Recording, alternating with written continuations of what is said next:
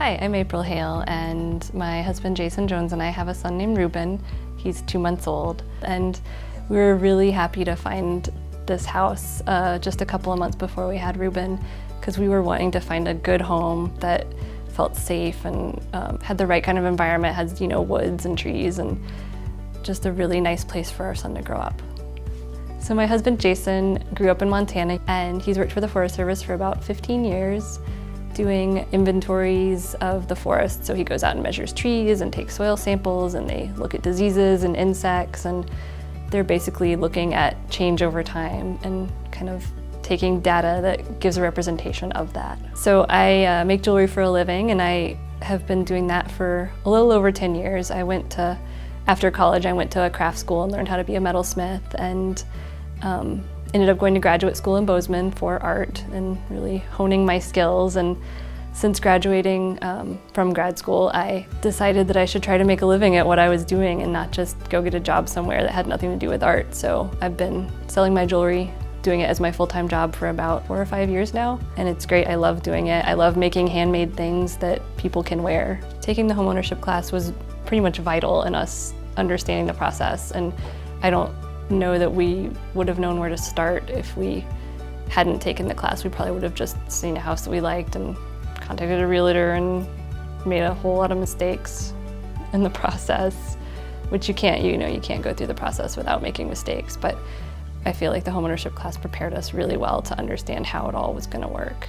Our realtor actually found this house for us, and we didn't think we could afford it, and we thought she was crazy for telling us to even put an offer on it. And the owners didn't accept our offer, and it was a backup offer, and we ended up getting called a couple of months after we put the offer on it, and we're told, hey, do you want to do this backup offer thing? And so we got really lucky in that respect. We have a list that we made when we first moved in. It was kind of big and kind of gotten a little bit bigger. Here's our list, 2 pages of list.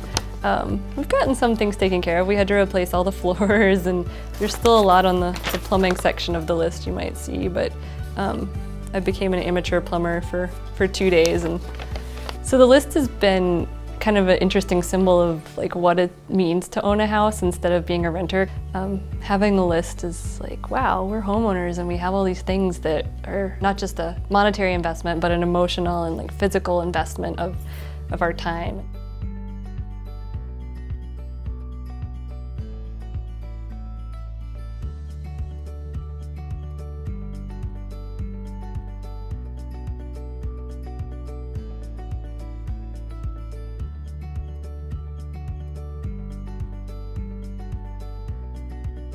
My name is Willie Brown. I'm originally from New Zealand. My reason for moving here is that I have lived all over the States in a number of different capacities, number of different places, but majority of the time through the job that I was doing, I was traveling here to Montana. I have a degree in Native American Studies from the University of Montana, and a degree in political science from the University of Montana, and I am currently the administrator for the Native American Studies Department and the administrator for the Native American Center on campus. And I still continue to facilitate a lot of liaison work between New Zealand and Missoula, and so it's just a great place to live, a great place to now be from, and a great place to contribute to. I love living in Missoula, it's a fantastic city. I was very, very actively looking for another place here in Missoula, but found that there was, for the income that I had, there was absolutely nothing available. Either everything looked fantastic, but cost way too much, or things looked terrible, but still cost way too much. And every day, actually, as I took my son to school, we would drive past the Equinox and Solstice properties, and my son would say, Dad, we should try those places. But I always said to him, son, look, they look far too nice. Only rich people can afford to live in those places.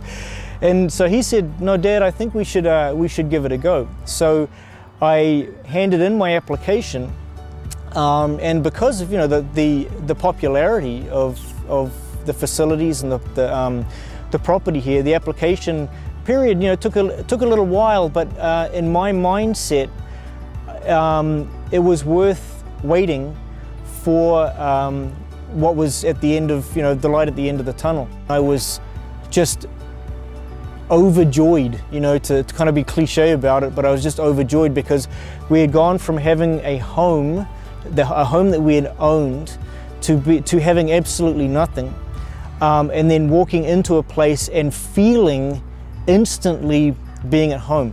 Not just a place to stay, not just a roof over your heads, but actually walking into somewhere and knowing that you can put your roots down here, knowing it's a place where my son can call home, he can be safe in this community, which above all else is, my primary concern. But then on top of all that as well, having a rent that I could afford, and have the ability to give him the quality of life that he certainly deserves in an environment where he can enjoy being, where he can come home from school every day and walk through the front door and know that he's home, know that this isn't going to disappear anytime soon. This gives the perfect environment and the perfect foundation to be able to get back on your feet, to be able to take your time to get back on your feet, and breathe again, take a deep breath and be able to enjoy life again,